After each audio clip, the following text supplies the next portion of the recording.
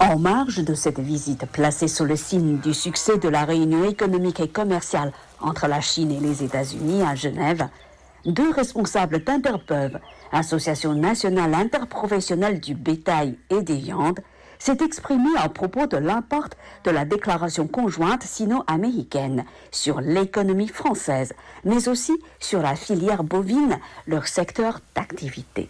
De toute façon, on est d'abord en discussion avec les Chinois depuis maintenant 10 ans, donc c'est une continuité. Mais je pense qu'on comprend dans cette visite et dans ce déplacement le fait qu'il y a vraiment un intérêt pour les produits alimentaires français à partir de nos productions.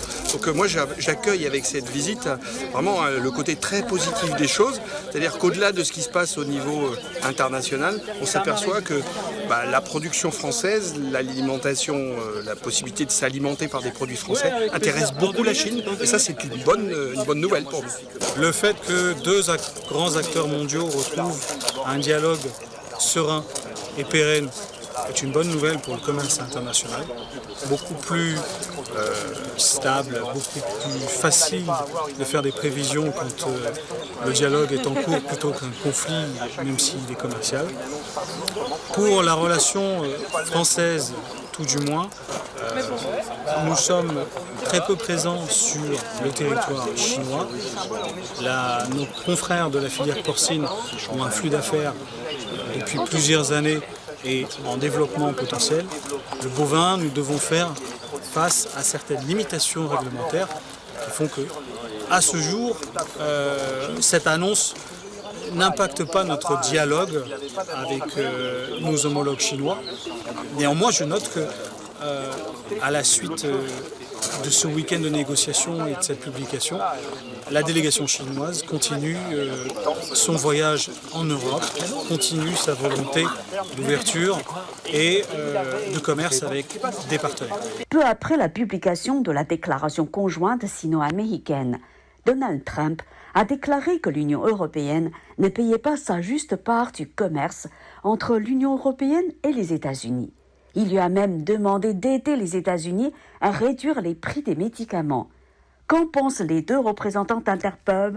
Moi, je ne sais pas comment résonne ce fameux président américain. Ce que je vois, et avec la visite du vice-premier ministre, c'est vraiment qu'on s'aperçoit que l'Europe est un intérêt pour tout le monde. Et l'agriculture française va démontrer finalement que c'est une force pour la France et pour la Chine aussi, parce que c'est une alternative à une bagarre mondiale qui finalement peut être peut-être néfaste pour tout le monde. Donc je pense que, moi je trouve plutôt positif le contexte actuel.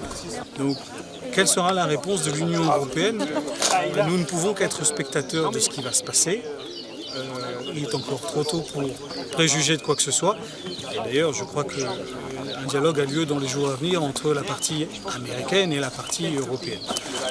C'est à peu près tout ce que je peux dire. Enfin, suite à cette visite du vice-premier ministre chinois, les deux représentants d'Interpev ont fait part de leurs attentes quant à la future coopération franco-chinoise dans le domaine commercial, notamment agricole. Simplement, il faut que les deux pays au niveau administratif, politique, trouvent le bon scénario pour que les accords commerciaux puissent avoir lieu. La position française est très simple. Nous avons un schéma de production très particulier, quasi unique en Europe. Nous n'avons pas vocation à vendre un produit standard partout dans le monde. Nous sommes un maillon d'une grande filière et nous produisons de manière très artisanale, même si les volumes peuvent être importants, mais toujours de manière individualisée et artisanale.